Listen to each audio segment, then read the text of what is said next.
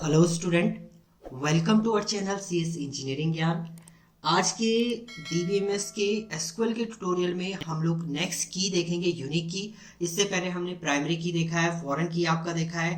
आज आपका है इसमें यूनिक की।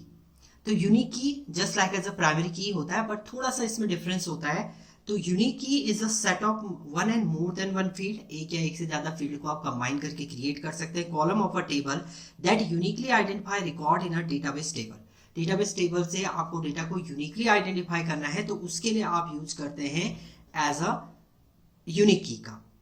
यूनिक की say that it is little like primary की, लिटिल लाइक सेम होता है आपका प्राइमरी की। अब एक डिफरेंस ये होता है कि but it can accept only one null value, जबकि आपका प्राइमरी की में कोई भी वैल्यू नल नहीं होती, बट इसमें एक वैल्यू आपकी नल हो सकती है and it can not have duplicate value. इसमें भी आपकी डुप्लीकेट वैल्यू नहीं होती, प्राइमरी की में भी नहीं होती। बट यूनिक की की कंडीशन यह है कि इसमें एक एलिमेंट को आप नल ले सकते हैं, तो ये आपका प्राइमरी की में नहीं होता। यही आपका डिफरेंस है यूनिक की एंड प्राइमरी की में।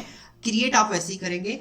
The unique key and primary key both provide a guaranteed for uniqueness of for a column or a set of column. एक कॉलम और सेट ऑफ कॉलम से यूनिकनेस डेटा को आपको access करना है, then you can create using unique key. There is automatically defined unique key constant within a primary key constant. आप unique key constant को define कर सकते हैं as a primary key constant भी। ऑटोमेटिकली वो define होता है आपका। There may be many unique key constant for one table. एक टेबल के अंदर आपका मल्टीपल यूनिक की आप क्रिएट कर सकते हैं, but one primary key constant from a table. ये भी आपका एक डिफरेंस है यूनिक की एंड प्राइमरी की में।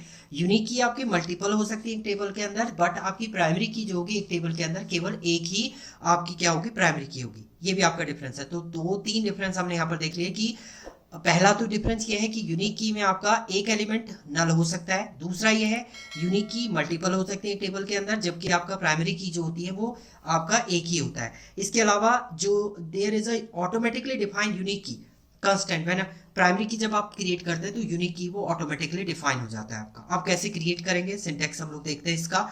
कांस्टेंट क्रिएट टेबल स्टूडेंट, आपने स्टूडेंट टेबल क्रिएट की, SID integer not null unique, यहाँ पर आपने लिख दिया इसको यूनिक, यानी ये यूनिक की आपकी क्रिएट हो चुकी है। नेम वेरकर नॉट नल एड्रेस, आप किसी दूसरे एलिमेंट को भी आपको यूनिक करना है, तो जैसे phone number int not null आप यूनिक कर दीजिए इसको, ये भी आपका यूनिक हो जाएगा। नॉट नल नहीं भी लिख रहे हैं आप, यूनिक लिखेंगे तो एक ही एलिमेंट आप नल डाल सकते हैं उसमें। एक्स उसके बाद कुछ एलिमेंट एंटर करने की कोशिश करेंगे नल, तो ये ऑटोमेटिकली आपको क्या दे देगा, एरर दे देगा। दूसरा, इन माई सीक्वल में आप कैसे लिखेंगे इसको।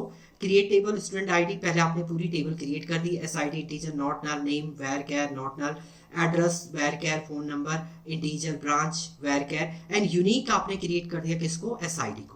एसआईडी आपने यूनिक की क्रिएट कर दी, तो इस टाइप से भी आप क्रिएट कर सकते हैं। अब आपकी टेबल पहले से बनी है, उसमें आपको यूनिक की क्रिएट करना है, तो ऑल्टर कमांड से आप क्रिएट करेंगे। तो ऑल्टर के लिए आपको क्या लिखना है, if you want to create a unique constant on a SID column when the table is already created, you should use the following statement। क्या लिखना है आपने, alter table, table name student, add unique, SID को आप unique की कर देंगे।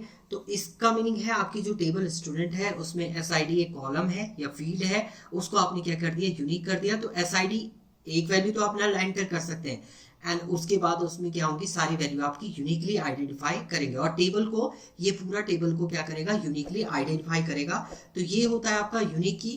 तो ये है आपके डिफरेंट पोर्शन इसका यूनिक की का। Thank you student.